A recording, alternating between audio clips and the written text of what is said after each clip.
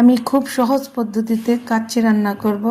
এখানে আমি মাংস ম্যারিনেশন করব। তো এখানে আমি 2 কেজি গরুর মাংস নিয়েছি, আর যা যা উপকরণ লাগে সব আমার হাতের কাছে রাখছি।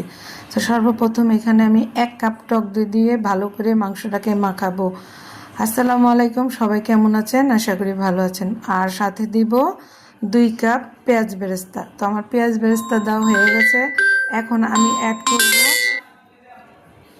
1 কাপের মতো আদা রসুন বাটা, আর সাথে দিব আস্ত এলাচ 5 থেকে 6টি, আর দিব কাবাব চিলি 10-12টা, আর সাথে থাকবে গোলমরিচের ফাঁকি প্রায় 1 টেবিল থেকে 2 টেবিল চামচ, এলাচ 4 পিস, আর সাথে থাকবে বাদাম বাটা, আর আমার হাতে বানানো 4 টেবিল চামচের মতো গরম মশলা, আর দিব 4 টেবিল চামচের মতো শাহি মশলা।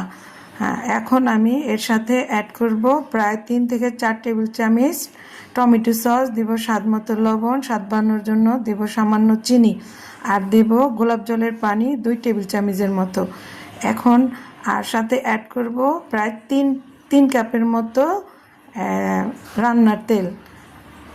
আমি এই তেলটা যে আমি পেঁয়াজ বেরেস্তা করছি ওই ভাজা তেলটা আমি এখানে অ্যাড করে দিছি, আর সাথে দিব লাল মরিচের ফাঁকি 2 টেবিল চামচ। আমি এগুলাকে ভালো করে মাখিয়ে রেস্টে রেখে দিব আধা থেকে 1 ঘন্টা।